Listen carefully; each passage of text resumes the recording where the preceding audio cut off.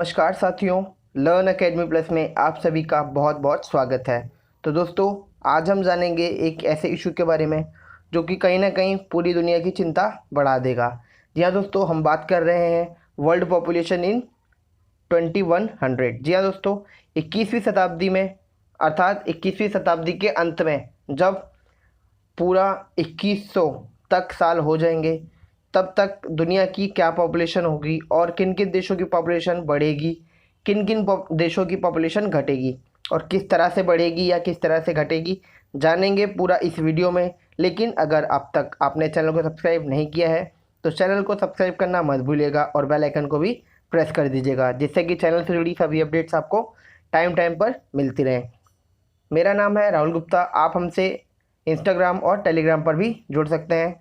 दोनों के links video के डिस्क्रिप्शन बॉक्स में दे दिए गए हैं। आप वहां से लिंक पर क्लिक करके चैनल को ज्वाइन कर सकते हैं और हमसे सभी जुड़ी अपडेट्स टाइम टाइम पर पा सकते हैं। तो चलिए दोस्तों, शुरू करते हैं। क्या है ये इशू और किस तरह से ये आपको इफ़ेक्ट कर सकता है। The study. जी हाँ दोस्तों, जो स्टडी हुई है उसमें ये देखा गया कि जो स्टडी है दोस्तों, ये की गई लगभग 195 कंट्रीज़ पर, including Japan, India, by University of Washington, Institute for Health Metrics and Evaluation, IHME। जी हाँ दोस्तों, यूएस की एक यूनिवर्सिटी है जो कि Institute for Health Metrics and Evaluation के नाम से जानी जाती है। उसके द्वारा इस स्टडी को कंसल्ट करवाया गया। जो ये स्टडी है ये पब्लिश हुई लैंसेट, एक जर्नल है, यूएस का एक जर्नल है, उसमें ये स्टडी पब्लिश हुई, जिसमें कहा गया कि एक तेज़ी से गिरावट आ रही है किसमें दोस्तों, फर्टिलिटी रेट में, जिसे हम प्रजनन दर भी कहते हैं। Means the global population could peak in 2064। जी हाँ दोस्तों, इसमें कहा जा रहा है कि 2064 तक दुनिया अपनी पॉपुलेशन के चरम पर होगी, मतलब कि 9.7 बिलियन होगी। लेकिन वहीं बाद में ये घट करके 8.8 बिलियन हो जाएगी बाय द सेंचुरीज एंड। तो दोस्तों, अकॉर्डिंग टू स्टडी क्या है, इसमें कहा गया है कि जो यूएस है, the USA is projected to have population growth until just after mid century. यह दोस्तों, जो शताब्दी है इसके मध्य में जाकर जो यूएस की पॉपुलेशन है वो हो जाएगी लगभग 364 मिलियन 2062 तक। वहीं इसमें एक डिक्लाइन देखने को मिलेगा आफ्टर सम टाइम, मतलब कि 2100 तक ये हो जाएगा घट करके 10% कम हो जाएगा, जिसमें कि ये घट कर रह जाएगी मात्र 336 मिलियन। वहीं दोस्तों, the world's fourth most populous country हो जाएगा यूएस।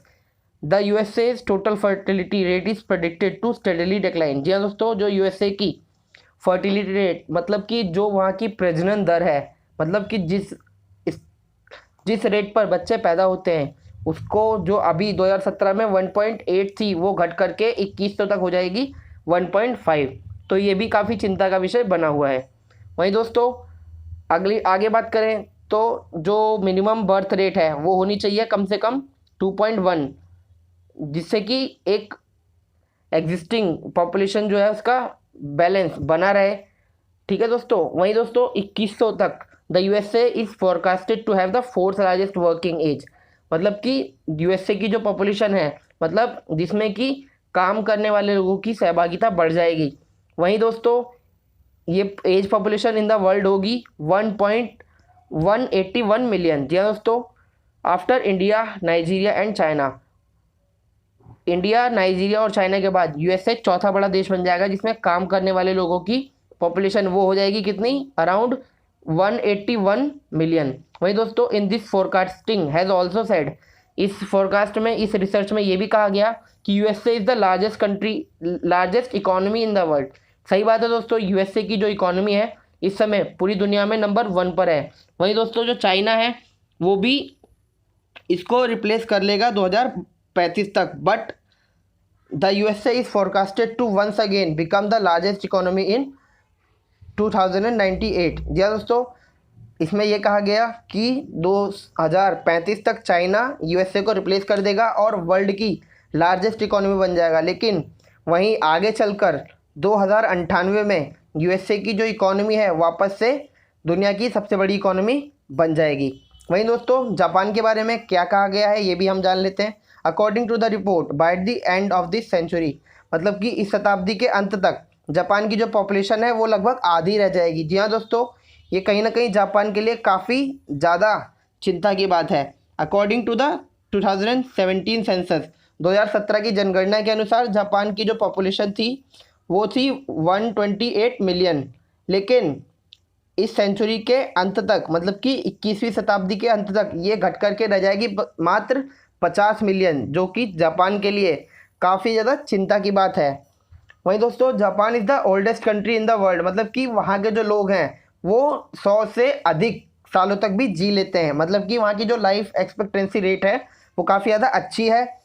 मतलब कहीं ना कहीं उसका एक फ़ायदा भी है और दूसरी तरफ उसका नुकसान भी है कि वहाँ के लोग अधिकतम 100 साल से भी ज़्यादा जी जाते हैं, जिस वजह से वो 100 साल तक जी तो जाते हैं, लेकिन जो व्यक्ति 100 साल का हो चुका है वो काम तो कर नहीं सकता, खाली जी सकता है। वहीं दोस्तों 2040 तक जो पॉपुलेशन है जापान की, खास करके उन लोगों की जो बूढ़े हैं, वो बढ़ करके हो जाएगी 35%। वही दोस्तों, जो फर्टिलिटी रेट है जापान की वो है मात्र 1.4, मतलब कि जो एवरेज है, मतलब कि अगर बात कही जाए कि जो एक वुमेन है या फिर एक महिला है वो 1.4 बच्चे को ही जन्म दे पाती है।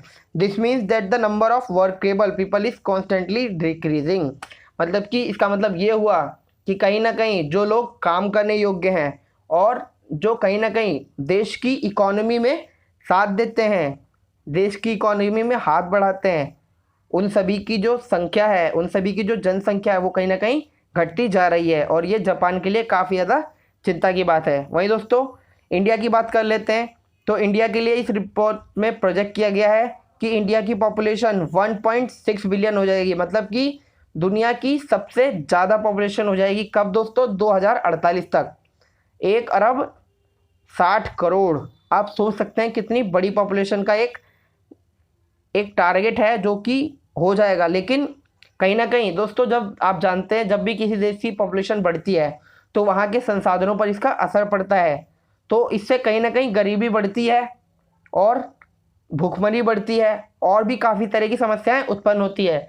वहीं दोस्तों इसमें यह भी कहा गया, जो अभी 2017 में जनसंख्या की बात की गई उसमें बताया गया 1.38 बिलियन 2017 में भारत की जनसंख्या थी, लेकिन 2100 तक आते आते जो पॉपुलेशन है उसमें डिक्लाइन भी आएगा, मतलब कि 32% तक देश की पॉपुलेशन 32% तक कम हो जाएगी, जो कि घट करके रह जाएगी मात्र 1.09 बिलियन, अर्थात 1 अरब 9 करोड़ ही रह जाएगी दोस्तों।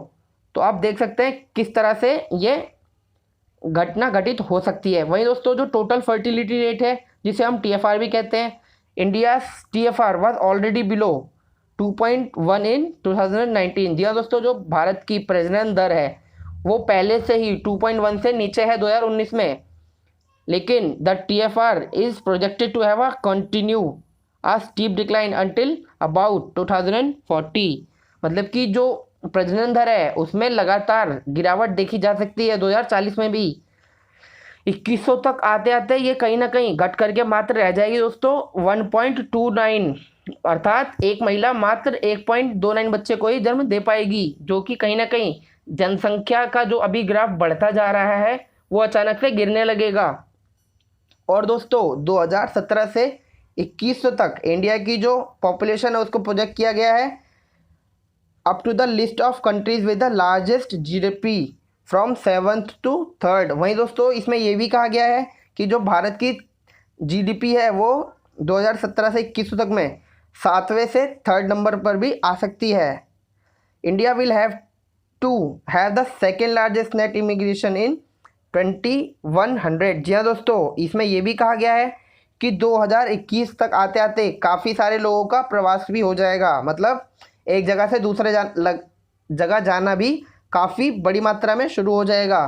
The number of working age adult, मतलब कि जो वर्किंग लोग हैं जिनकी उम्र 20 से 64 साल की है वो उसमें भी गिरावट देखी जा सकती है, जो कि 2017 में थी 748 मिलियन, वो घट करके रह जाएगी 578 मिलियन 2100 तक आते आते, मतलब इस सेंचुरी के अंत तक आते आते। जो भारत की वर्किंग लोगों की पॉपुलेशन है वो अभी थी 2017 में कितनी 748 मिलियन, वो घट घट के रह जाएगी मात्र कितनी 578 मिलियन, जो कि काफ़ी ज़्यादा चिंता की बात है दोस्तों। This will be the largest working age population in the world by 2100। मतलब ये घटेगी तो, लेकिन फिर भी ये दुनिया की सबसे ज़्यादा काम करने वाली लोगों की पॉपुलेशन होगी। मतलब कि जब आपके देश में काम करने वालों लोगों की संख्या ज़्यादा होती है तो कहीं ना कहीं आपकी जीडीपी पर इसका बहुत अच्छा असर पड़ता है। आप अच्छी जीडीपी कहीं ना कहीं ग्रैब कर सकते हैं। वहीं दोस्तों चाइना के बारे में भी जान लेते हैं कि चाइना का क्या हाल होने वाला है आने वाले सालों में। इन द नेक्स्ट 4 ईयर्स, मतलब आने वाले 4 सालों में पॉपुलेशन जो है चाइना की वो हो जाएगी 1,040,00,000,000, मतलब 1.4 बिलियन। जी हाँ दोस्तों, but by the end of the century China's population will be reduce to about 73 crore. मतलब दोस्तों अभी तो आने वाले 4 साल में इनकी पॉपुलेशन हो जाएगी 1.4 बिलियन, लेकिन आने वाले सेंचुरी के एंड तक ये हो जाएंगे मात्र 73 करोड़। मतलब कि इनकी पॉपुलेशन में भी लगभग आधे का, लगभग 50% का गिरावट देखी जा सकेगी। China started a child scheme in 1979। इन्होंने, मतलब चाइना वालों ने 1979 में एक स्कीम शुरू की थी जिसमें कि ये था कि जब उनके देश की पॉपुलेशन एकाएक बढ़ती जा रही थी तो उन्होंने कहीं ना कहीं एक स्कीम शुरू करी। उसका नाम क्या था? One child, one family one child. मतलब एक जो कपल है उनके पास एक ही बच्चा होना चाहिए, इस तरह की उन्होंने स्कीम शुरू करी।